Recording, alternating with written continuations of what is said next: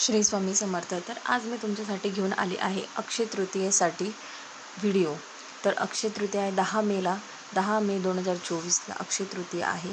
त्या दिवशी तुम्हाला काय सेवा करायची आहे ते आज मी तुम्हाला सांगणार आहे. तर सगळ्यात पहिले तर मी तुम्हाला हे सांगते की आपले 3.5 जे मुहूर्त असतात, शुभ मुहूर्त, त्याच्यापैकी एक अक्षय तृतीया आहे.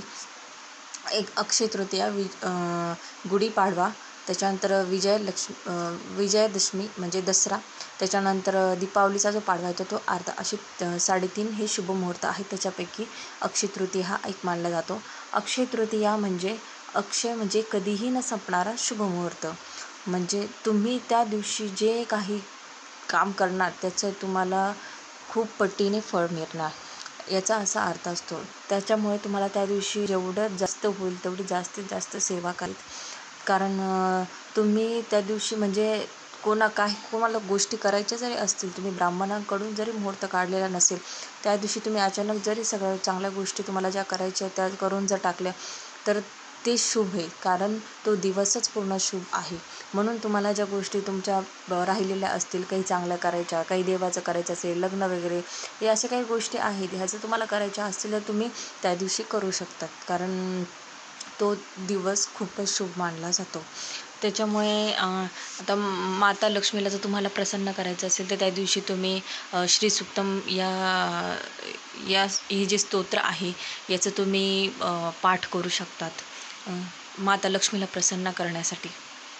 त्याच्यानंतर जास्तीत जास्त तुम्ही तुमचा जो गुरूंचा मंत्र आहे, जे तुमचे कोणी गुरु असतील त्यांनी जो तुम्हाला मंत्र दिलेला असेल किंवा तुमच्या गुरूचं कोणतं मंत्र असेल तर त्या मंत्राचं तुम्ही जास्तीत जास्त त्या दिवशी पठण करा.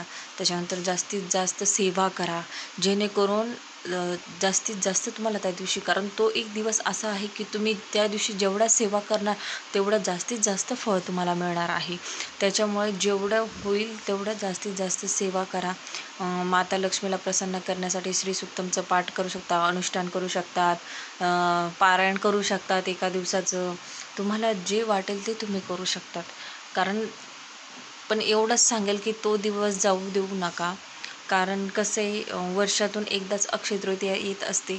त्याच्यामुळे संधीचं सोनं करा आणि जास्तीत जास्त सेवा करा, जेणेकरून म्हणजे मला फक्त एवढं सांगायचं आहे तुम्हाला की तुम्ही जेवढ्यात जास्तीत जास्त सेवा करणार तेवढंच तुम्हाला जास्तीत जास्त त्या दिवसाचं फळ मिळणार आहे. आणि ते अगदी म्हणजे सोन्याच्या रूपातच राहणार आहे. म्हणजे संधीचं सोनं करा. तर हेच मी तुम्हाला सांगेल. त्या दिवशी तुमच्याकडून दान होत असेल तर दानालासुद्धा खूप महत्त्व आहे. त्याच्यानंतर कोणाला अन्नदान केलं तरीही चांगलं. तुमच्याकडून जसं होईल तसं तुम्ही त्या दान केलं तर त्याचं तुम्हाला खूप पटीने फळ मिळणार आहे. म्हणून तुमच्याकडून ज्या गोष्टी चांगल्या होतील त्या दिवशी त्या तुम्ही चांगल्या गोष्टी करायचा प्रयत्न करा. म्हणजे तसं तुम्हाला ते पुण्य तुम्हाला भेटेल.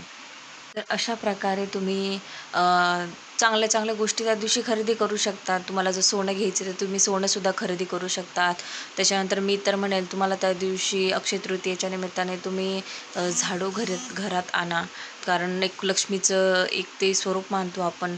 झाडू घरात आणा, धने घरात आणा, जेणेकरून कसं माता लक्ष्मी त्या शुभ मुहूर्ताच्या दिवशी तुमच्या घरात आली तर तुमच्या घरात वास करेल.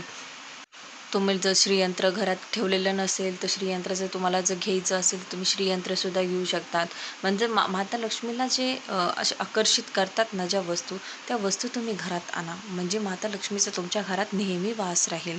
तर अशा प्रकारे तुम्ही अक्षय तृतीया ही साजरी करा, सेवा करा. म्हणजे तुम्हाला त्या दिवशी खूप जास्त फळ मिळेल. आणि श्री स्वामी समर्थ.